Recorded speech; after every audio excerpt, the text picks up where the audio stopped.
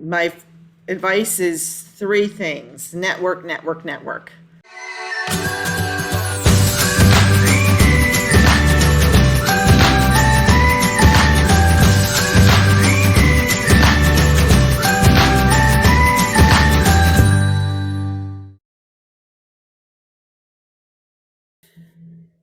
I am currently a retired federal employee. I had a little over 30 years with the federal government,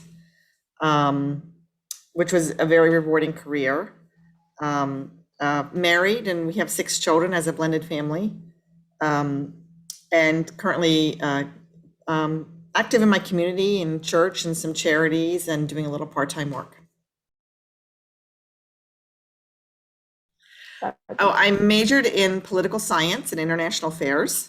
I got a bachelor's of arts from Mary Washington College in Fredericksburg, Virginia. And I got a master's degree in public administration from the University of Baltimore. Another piece of advice is don't pay for your education if you can get somebody else to pay for it. So I went to school for about 5 years at night to get my master's degree. But my employer paid for almost all of it. So it was hard. I would take the train after work. I would take the train from Washington, D.C. up to Baltimore and take my classes and then go home after that. So it was kind of a grind, but it was so worth it. Very, very worth it. And why? Again, I was interested in international affairs. But when I got into government, I liked learning the management aspect of government a little more. I was really fascinated by how government works. So I took the public administration program.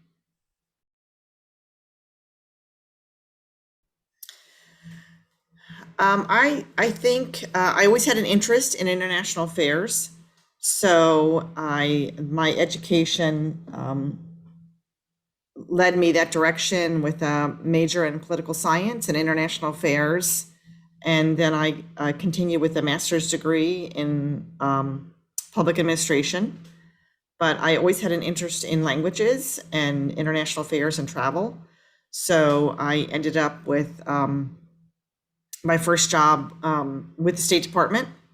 And I was there for a number of years and kind of it didn't, not everything in life goes the direction you think. I ended up in a very different direction, but it led me to work with some really interesting people. And I did get to travel overseas and have some amazing experiences that I probably wouldn't have otherwise had. I think the federal government is actually a wonderful employer for women because we get, especially at the time in the 1980s and 90s, we had a lot more opportunities that I think was not necessarily available in the private industry.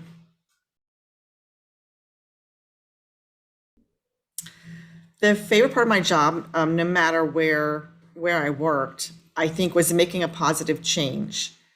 And in a number of different roles, I think I was able to participate in effectuating positive change. In the government, that often means that you are achieving the mission, that you help use the taxpayer money and resources that we have guardianship over in an effective and efficient way. So it's always rewarding when you know that you've made a positive change, that we've done something to help efficiency, to help productivity, to help achieve the mission that may not otherwise have happened. And sometimes difficult to do because people are not always open to change.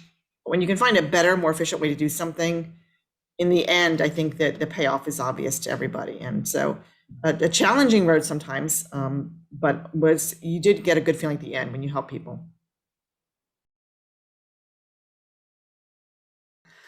I think managing people is one of the most difficult things that anybody can do. It doesn't mean that people are difficult. It just means that understanding personalities, understanding people's perspectives, viewpoints, their cultural differences, their backgrounds, their work life experiences, they all have a different perspective that they bring. And you have to understand your team or the people you're working with, where they're coming from and how they hear things and react to things in order to get them to be the best they can possibly be. So managing people, no matter where you are, I believe is one of the most difficult tasks anybody can do. And to be a good leader, you need to really know your team and what makes them work well, how you can help them do their best. I think effectuating positive change, helping people, I think in some instances, I was able to participate in actually helping individuals, but often it was more of a big picture, achieving goals, meeting, you know, goals and regulations, and knowing that you were, I think most people I work with really took seriously the fact that we were using, taxpayer money, people's resources, people's hard-earned money, and to know that you were using that in the best way to get the best result. Didn't always happen that way, but when we did reach that goal, that was a really, you felt effective and you can feel good about what you were doing.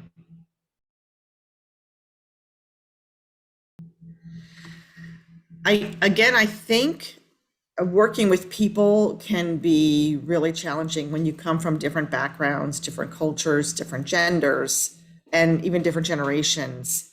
Some of the most challenging things was really in my own office sometimes, where people are not understanding each other, or not even understanding the goal we're trying to reach. Sometimes I was actually in what would be considered today a hostile workplace.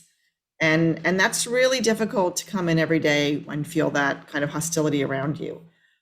It takes a lot of effort and breakthrough and often some assistance to get beyond that. When you have a team that's not working well together, or a management that's not leading well together, it makes the whole workplace, the whole office, very difficult environment to work in. And I say when people, don't be afraid to reach out and get assistance from outside when that happens to you, which we ended up doing a couple of times, to help smooth out the situation.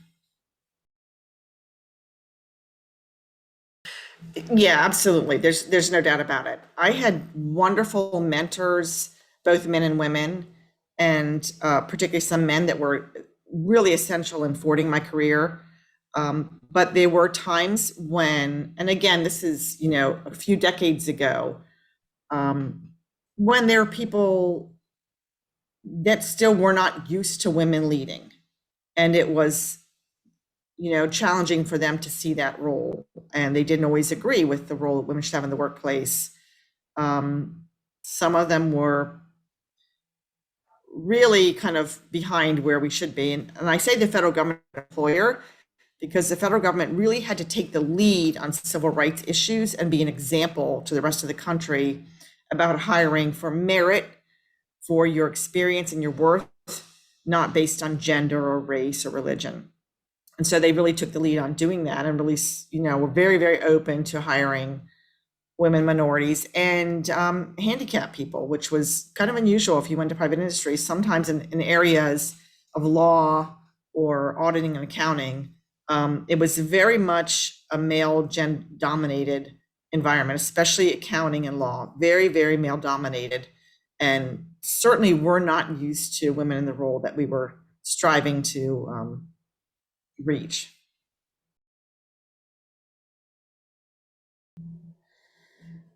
Number one, I'd say perseverance. You really need to know that you're in it for the long haul. Having a career and achieving your goals, whatever they might be, it's kind of a marathon. And you can't be afraid of making mistakes, stumbling, or coming through hardships. Get yourself some good mentors. And number two is communication. And even in today's world of quick communication, of social media, excellent communication skills are still paramount. And I mean written communication and oral communication. I think people get a little bit casual today with some of the quick ways to communicate, but in the professional world, that doesn't come across well. And people that can still write with excellent skills and communicate verbally will always stand out. Doesn't matter what you do.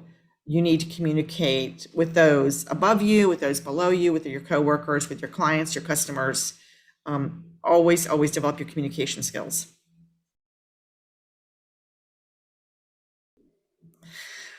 Well, having a career working outside the home affects your family life in every way, honestly, it does. The hours you work, your commute, um, travel, you might travel for your job, vacation time, being able to take sick days, say a member of your family is sick and needs care, and even the stress you have at work or coworkers that you may not be getting along with. You kind of bring all those things home with you. So whatever career you chose, you have to understand that everything you do outside the home is going to carry into the home somehow. Um, it's you make a lot of sacrifices to work outside the home. It doesn't matter what you're doing. And families, you have to learn to be very, very flexible as a family when you have one or two working parents. It's always going to come home with you. And even when you come home and you talk about your work, it can affect your family members. If they say you're stressed on you, or if they say you have a good day, there's good and bad to both of those.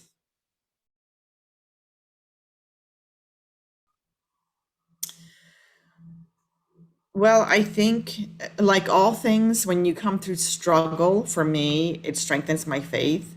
And there were certainly more than a few times when work was difficult, either in the workplace or choosing, um, if your new job, if I had an opportunity for another job, to interview, to get a promotion, to move to a new location, all of those things I think required me to prayerfully consider and discern the right way. And I think in those few times where I didn't, it was honestly a mistake. But there are times when your work life can be really, really stressful and demanding on you. And you can even be in situations that are unethical, where you wonder what's going on around you, if people are making the right ethical choices or moral choices that you may not agree with. And those are things you really have to bring home and hopefully talk to your spouse about, your husband, and be able to pray and discern which direction you should go in. Ultimately, those are the values that your faith give you, your Christian faith give you, are the values that will help you make the decisions you need in your career.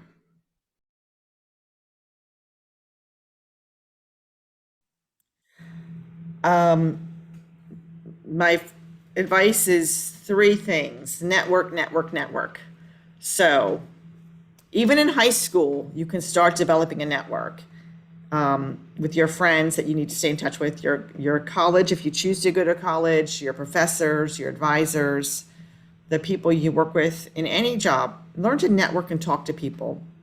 Look for a variety of people that are different than you. They may have a different age group, a different gender, different educational backgrounds, because they all bring a perspective to you when you listen to them and ask them questions that you may not have thought of. Look for good mentors. Look for people above you who have careers that you admire and ask them to mentor you, which just means you can go to them for career advice from time to time when you're struggling with an issue or you have a choice to make, and keep up with your mentoring. And time will come when you can mentor others. But it's so important that we as women develop that network, not just look for other people to help us, but also to help them. And it's a great feeling when you can pay back and help somebody else that comes along. And then communicate, develop your communication skills. I was horrible at verbal communications, and I had to learn to get up in front of people and speak like spontaneously, with no preparation. So don't be afraid to ask questions. Don't be afraid to ask questions. Ask to understand why you're doing what you're doing. Understand the impact of what you're doing, and always understand the finances. I say no matter what career you go in, you need to understand the money. And don't be afraid to ask the questions when you don't understand or you need assistance. Really, nobody minds when you ask questions and you say, I don't know, I don't understand. And again, someday you can pay that back when somebody comes and asks you questions.